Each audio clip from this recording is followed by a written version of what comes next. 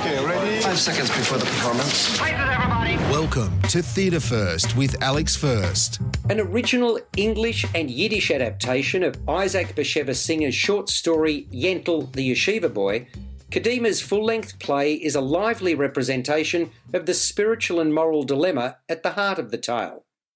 Co-developed, co-written and directed by Gary Abrahams, it's based upon the religious tenet that women cannot study the Torah, the 5 books of the Bible, being Genesis, Exodus, Leviticus, Numbers and Deuteronomy. That's the domain of men who spend years attending a yeshiva, namely a Jewish educational institution that focuses on scholarship of traditional texts.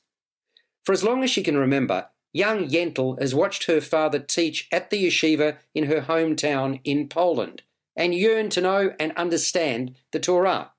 But because it's forbidden, her father has prevented her from doing so. Eventually, he relents, and Yentl, played by Jana Zvednjuik, begins her private tuition with him.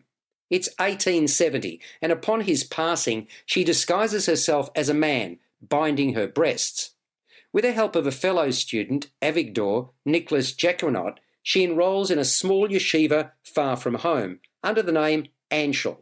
Yentl/Anshel is immediately admired for his insights and his ability to mount cogent arguments. A strong bond develops between Anshel and Avigdor, who is obsessed with sex and tells Anshel how he was prevented at the 11th hour from marrying the love of his life, Hodesh, played by Genevieve Kingsford. The reason for this becomes clear as the play progresses. Avigdor remains smitten by Hodesh, who has received many overtures from others since, none of which interested her. But when Hodesh's father invites Anshel to share a meal in their home, Anshel and Hodesh form a connection that grows. Avigdor wants to know everything about Hodesh after each subsequent visit that Anshel makes.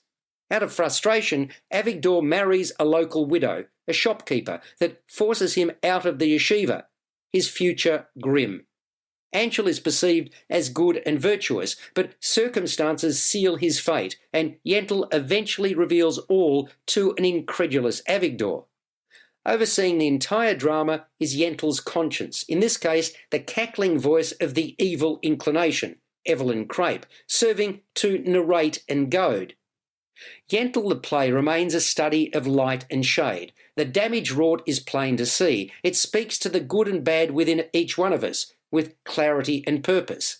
In today's enlightened age, one must ask, why shouldn't a woman of virtue be allowed to study alongside a man?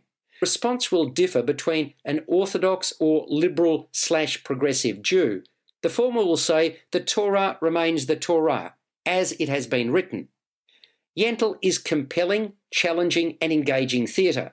Crape, who is artistic co-director of Kadimah Yiddish Theatre, is an ever-present force on stage. Zvednjuik impresses with her tortured representation of Yentl. There's an intensity in her performance. You root for her to find a safe way out, but of course there is none. Jacquinot ensures that Avigdor's frustrations are apparent throughout, while Kingsford presents Hodesh as dutiful and kind. All are strong in their respective roles. Gary Abrahams and co-writers Elise Hurst and Gullit Klass have done a fine job in adapting the material.